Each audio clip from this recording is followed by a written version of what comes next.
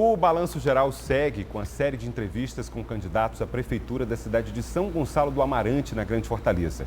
E hoje é a vez da candidata doutora Lamarca, do PL. A entrevista terá 20 minutos e o tempo começa a ser contado a partir de agora. Candidata, por que a senhora quer ser prefeita de São Gonçalo do Amarante? Boa tarde, bem-vinda. Boa tarde. Primeiro agradeço a oportunidade, de estar aqui. Isso é uma oportunidade grande para trazer boas informações do que a gente vai trazer para o município. Resolvi ser candidata por um convite, na verdade. Mas desde quando cheguei lá no município, encontrei muitas coisas, muitas situações incômodas. E como moradora, incomodada com a situação dali, vi que poderia ter uma perspectiva de trabalho. E como consultora que sou, fiz alguns estudos lá na área de saneamento e saúde e vi que tem uma possibilidade da gente fazer mudanças e melhorias no município. Se a senhora for eleita, qual vai ser o seu primeiro ato? Primeiro ato, a gente tem que fazer uma auditoria na prefeitura para saber como é que estão as finanças, como é que está a saúde financeira, a estruturação de tudo, para então dar continuidade a um plano de governo. O seu plano de governo, inclusive, fala em rigor e também combate à corrupção. Exatamente. Como é que a senhora pretende combater a corrupção e identificar possíveis malfeitos em sua administração, caso eleita? A gente tem uma fiscalização direta. Como eu sou consultora municipal, inclusive, e gestora, a gente sabe que tem condições de a gente fazer uma visualização de tudo. Os números, os gráficos, os relatórios, os acompanhamentos, eles mostram tudo o que está acontecendo. E a gente tem que acompanhar olhando de perto todas as secretarias. Por falar em secretaria, a senhora fala no seu plano de governo também em meritocracia, ou seja, a ocupação de cargos por mérito. E aí eu pergunto, se a senhora for eleita, a senhora pretende distribuir as secretarias para correligionários, pessoas do seu partido, políticos ou técnicos? Inclusive, recebi essa pergunta hoje num grupo de discussão política e expliquei lá que, primeiro, tem muita gente capacitada no nosso município, tem muitas pessoas com formação adequada para trabalhar dentro da gestão da prefeitura, tem algumas pessoas que já trabalham lá em cargos que não são da sua profissão, da sua formação. Então, a gente vai fazer é como se fosse um processo seletivo, Na verdade, vendo as pessoas que têm a formação e capacidade técnica por meio de entrevistas para a gente entender, e tanto eu como o meu vice vamos participar de toda a seleção dessas pessoas que vão fazer parte da nossa secretaria, das nossas secretarias. Então, a meritocracia vai ser obedecida e formação, Passaremos a fazer formação com as pessoas que ainda não têm uma formação adequada, mesmo tendo um nível superior naquelas áreas que a gente precisa para trabalhar as áreas meios e as áreas fins, mas a gente dá um acompanhamento direto para a gente ter realmente um olho nosso em cada secretaria, fazendo o que o município precisa para o desenvolvimento. A senhora é moradora do município desde 2020, pelo que a senhora está me falando, em definitivo, Morava, passava temporada e tal, mas passou a morar no município a partir de 2020. Incomoda pessoas, inclusive da oposição, chamando a senhora de forasteira ou de, enfim, uma recém-chegada no município? Incomoda isso durante a campanha? O que a senhora diria a essas pessoas? Não me incomoda de forma alguma. Inclusive disseram que eu caí de paraquedas e é bom, Porque uma pessoa que pula de paraquedas, ela está preparada. Eu nunca vi ninguém pular de paraquedas sem estar preparado para isso. Então, como eu sou consultora e sou gestora e atuo em gestão municipal como consultora para outros prefeitos, inclusive estou na ADES, a Agência de Desenvolvimento do Estado do Ceará, onde lá estão as cabeças pensantes para resolver os problemas dos municípios do Estado do Ceará. Então, eu me sinto completamente confortável para gerir o nosso município. Foi por isso que eu aceitei quando fui convidada a ascender de candidata a vice-prefeita para prefeito, porque eu tenho muita tranquilidade, então de forma alguma não me incomoda. Eu conheço o município desde 2015, desde a gestão anterior, que já me incomodava bastante. Para você ter uma ideia, lá no Arapixi, que era o bairro que eu ficava, eu ia todo final de semana, porque conheci meu esposo, que é servidor do município há 30 anos lá. Então, a partir do momento que nós começamos a namorar, casamos logo em seguida e todos os finais de semana eu estava lá. Era uma moradora de final de semana. Então, nesse período, só o Arapixi, 3 reformas aconteceram lá. Fazia e desmanchava, fazia e desmanchava. Aquilo já começou a me incomodar. Depois fui morar lá. Então, como usuária, do hospital, do posto, uso as ruas, as praças, vi que tem muita coisa que pode ser feita. Então, realmente não me incomoda ser chamada de forasteira, ou seja o que for, porque eu me sinto tranquila para resolver os problemas do município e melhorar a situação dos nossos munícipes. Eu olhando as redes sociais da senhora, eu vi a senhora reclamando, a senhora denunciando de obras paradas da área da saúde. Ao mesmo tempo, vi uma proposta da criação, da construção de um estádio de futebol, caso a senhora seja eleita. Não há uma contradição nisso? Por que a senhora acha que um estádio de futebol é prioridade para a população de São Gonçalo do Amarante? O estádio de futebol, assim como a Vila Olímpica e o Centro Cultural, eles são parte do nosso plano, mas eles não são a prioridade. A prioridade é saúde e educação. Eu mostrei também escolas, né, que estão lá abandonadas pelas gestões anteriores. Mostrei também uma escola que começou a ser construída e não foi terminada. Esses são os nossos pontos prioritários para trabalhar. Mas também a construção de um hospital lá no Sertão, que é para desafogar o nosso hospital, que hoje está com uma infraestrutura que foi reformada, foi feita uma pintura, porém, quando a gente verifica, e como usuário eu posso dizer bem, que os problemas de infraestrutura existem não somente isso, mas também de atendimento. Além das questões de saúde, nos outros pontos de atendimento que tem de atenção primária, que tem, mas está faltando. Então, prioridade, saúde, educação, empregabilidade. Quando eu falo de um estádio, Vila Olímpica e Centro Cultural, é porque é para movimentar o turismo e esporte da cidade e movimentar a economia também do município. E tem outro ponto importante também. O nosso município hoje, a gente fez um estudo e encontra-se parado a movimentação do comércio, porque não existe transporte entre os distritos e o município, a sede do município. Então, quando dá 11 horas da manhã, o comércio está completamente parado, porque as pessoas precisam retornar para suas casas com medo de perder o transporte e não conseguir voltar. Então, um ponto também prioritário para movimentar o nosso comércio vai ser transporte do sertão para a sede, das praias para a sede e, olha só, tem pessoas que moram no sertão que não conhecem a praia.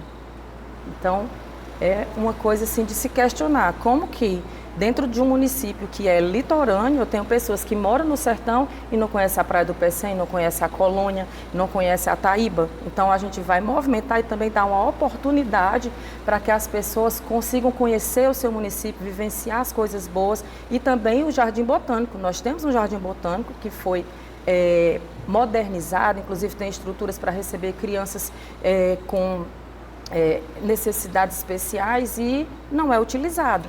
Então, toda essa movimentação será realizada. Candidata, a senhora pensa em resolver essa questão do transporte coletivo de que forma? A senhora pensa em passe livre? Olha, a questão do passe livre precisa ser verificada. Então, enquanto a gente não tiver uma noção real de como é que estão as condições financeiras do município, não é próprio afirmar que vai ser passe livre. Então, a gente tem que ter prudência no que a gente vai prometer, para depois prometer e não conseguir cumprir. Então, visualizando primeiro como é que estão as finanças do município, sim, há uma possibilidade de ser passe livre, mas também pode ser uma passagem popular para a manutenção dessa movimentação dos transportes. E de onde virá o recurso, candidata, para a construção desse novo hospital que a senhora falou há pouco e onde ele vai ficar instalado caso a senhora seja eleita? Excelente pergunta. A gente pensa na região do Sertão, principalmente ali próximo ao Croatá. Esse hospital ele vai desafogar todo o fluxo que tem de pessoas ali e também a demora no atendimento. Às vezes você tem uma demanda mais urgente e as pessoas não têm o tempo de chegar até lá e o pior acaba acontecendo. A verba, nós temos muito dinheiro em São Gonçalo. Todos os candidatos a vereador e a prefeito do município só falam na verba de 630 milhões que entrou no ano passado, mas nós temos também os aportes federais e estaduais, que tem um montante aí somado no ano passado de 400 milhões. Então, somente em 2023, R$ 1 bilhão, mais de R$ 1 bilhão entrou em São Gonçalo do Amarante. Então, é assim, não tem condições da gente aceitar uma quantidade de dinheiro como essa entrando no município, já com aporte para a saúde e educação, e mesmo assim as coisas não funcionarem naquele município. Então, a verba, a recurso, a gente tem a FUNASA, que é a Fundação Nacional de Saúde, que passa aporte, temos o Fundo Nacional de Saúde, temos o Fundo Nacional de Educação, que todos são dinheiro, são verbas que vêm para a estruturação dessas outras coisas, dessas áreas fins. Fora isso, a gente tem toda a arrecadação municipal. E nós temos o hub de hidrogênio que está vindo para cá. Se o novo gestor que entrar ou o atual continuar, tem que ficar de olhos abertos. Veja que houve a apresentação do Master Plan lá na FIEC, não tinha nenhum dos gestores atento ao que está acontecendo aqui. Então, veja, nós temos 32 protocolos assinados para a instalação de empresas aqui no estado do Ceará. Se os olhos não se voltarem para lá, a gente vai perder isso. Então, são investimentos da casa de bilhões que estão para vir.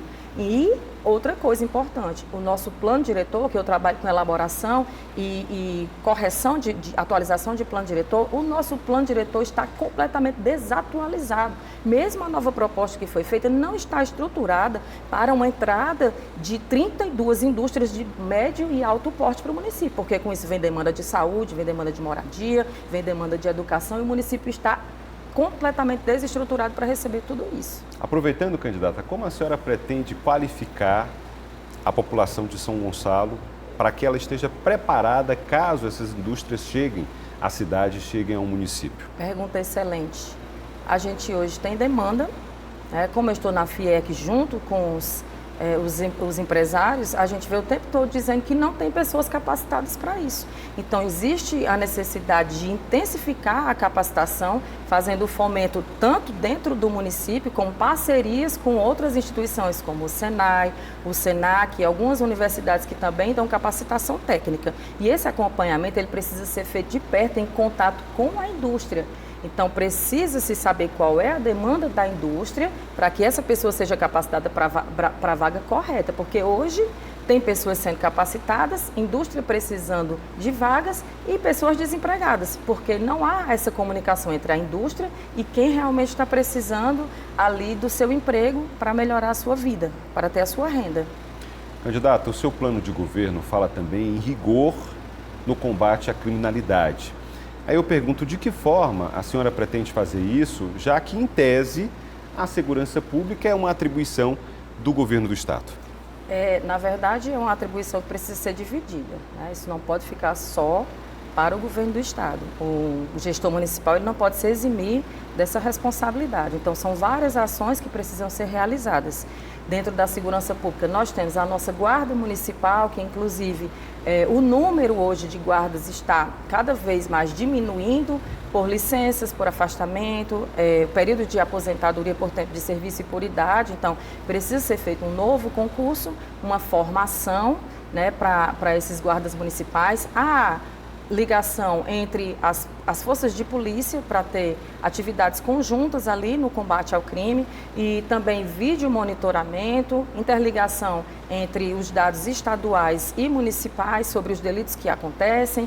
Então, são inúmeras ações que a gente pode fazer e não são muitas ações de elevado custo. Por exemplo, vídeo monitoramento, o elevado custo é no início, porém depois esse custo ele vai se diluindo. Mas a senhora pretende armar a Guarda Municipal? É uma pergunta excelente. Hoje o governo federal, ele não quer o armamento, ele quer o desarmamento, inclusive, da população. E é por isso que essa é uma questão que é muito batida hoje no Brasil. O armamento da Guarda Municipal hoje é uma incógnita. Existe uma legislação em andamento para isso acontecer, mas não existe. Isso deve ser feito, deve ser com prudência, deve ser feito se o policial quiser. Então, em primeiro lugar, a gente precisa saber, dentro dos pelotões, se aquele guarda quer, porque tem guarda que quer trabalhar no administrativo, então não deve ser uma coisa forçada. Depois disso, todos os exames psicotécnicos, psicológicos, todos os treinamentos para que esses policiais realmente fiquem preparados para desenvolver esse trabalho armado.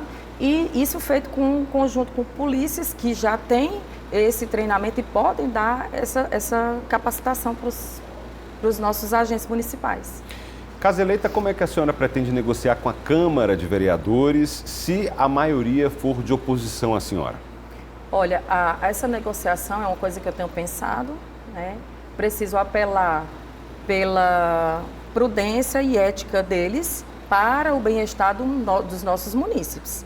Então, não é o bem-estar da prefeita, é o bem-estar da população, e eles estão ali né, para atuar junto com a prefeitura e fazer as coisas no município acontecer.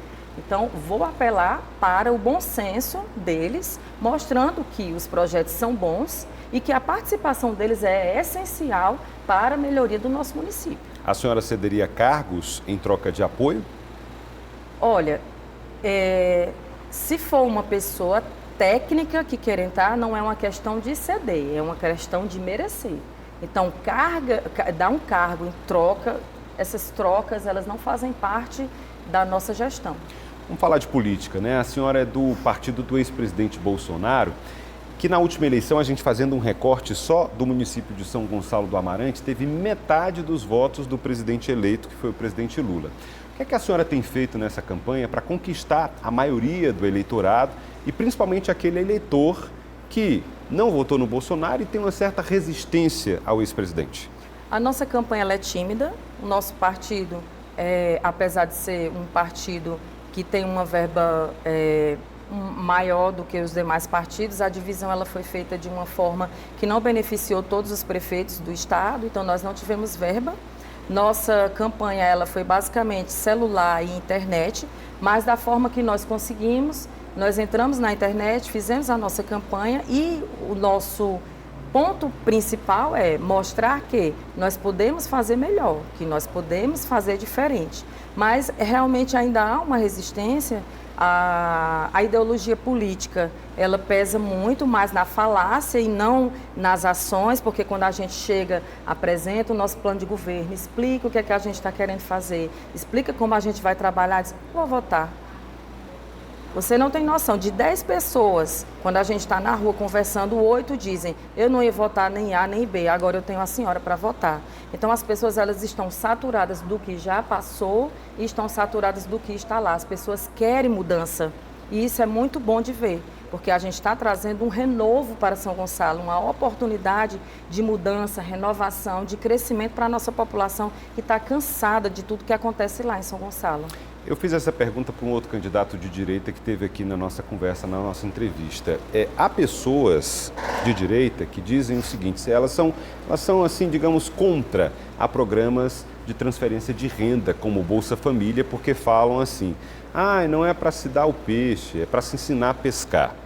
O que a senhora pensa sobre programas de transferência de renda como o Bolsa Família? Eu tenho uma visão bem diferente disso, porque veja bem, nós temos pessoas que realmente nunca tiveram acesso à saúde, nunca tiveram acesso à educação, não têm nenhuma possibilidade de trabalhar e essas pessoas realmente precisam de auxílio. Entende? Então, não há como você retirar esses auxílios porque você vai deixar as pessoas abaixo da linha da pobreza. E não é isso que a gente quer para o nosso município. Então, o que não pode acontecer é quem tem condições receber. Da mesma forma também que a gente não pode vetar, isso é uma coisa que precisa ser observada, de que se você já tem um Bolsa Família e você conseguir algum trabalho de carteira assinada, automaticamente isso vai ser cancelado e isso é um problema muito grande, porque aí as pessoas deixam de ter o seu emprego de carteira assinada, de trabalhar formalmente, para trabalhar de forma informal. E isso não é bom também para o município. Então, de forma alguma, cortar a parte assistencial faz parte do nosso planejamento, porque aí a gente vai piorar a situação do município e não melhorar. A gente está chegando ao final da nossa entrevista. Rapidamente, o que é que a senhora pensa para os mais pobres do município? O que eu penso, eu tenho andado em muitas casas e vi a realidade. O que eu penso é que eu não quero mais ver esse São Gonçalo, assim como eu não quero ver em lugar nenhum do Brasil. Eu sou uma pessoa que frequento os lugares de baixa renda. O primeiro lugar que eu frequentei em São Gonçalo foi o Lixão. E eu encontrei ali 6 famílias morando lá no local que se diz que é um aterro sanitário. Então, as pessoas que estão na linha de pobreza, e não somente as que estão na linha de pobreza, o nosso objetivo principal é tirar essas pessoas dali, é dar condições dessas pessoas terem dignidade, delas terem acesso à saúde, delas terem acesso à educação. Desculpe interrompê-la, 1 minuto para as suas considerações. Tudo bem. Então, dá a possibilidade das pessoas terem acesso à saúde, acesso à educação, terem a possibilidade de comer todo dia. Tem gente que não come todo dia. Nós temos hoje uma pessoa andando dentro do município porque não tem onde morar e assim são várias pessoas. Então, esse tipo de situação que acontece hoje no nosso município é indigna. E quando a gente anda, quando a gente vê as pessoas, quando a gente vê uma pessoa que procura a gente doutora, eu fiz uma cirurgia, estou precisando fazer um ultrassom, eu não tenho medicamento, eu estou sentindo dor há uma semana e não tive atendimento. Gente, isso não é a realidade que eu quero para o nosso município, não é a realidade que o nosso vice Ezequiel Espinosa quer para o nosso município. A gente quer arraigar esse mal que está instalado lá e trazendo somente coisas boas e desenvolvimento para um São Gonçalo mais forte, para que as pessoas tenham orgulho de ser de São Gonçalo do Amarante. Candidata, muito obrigado pela entrevista, boa sorte na campanha. Eu que agradeço.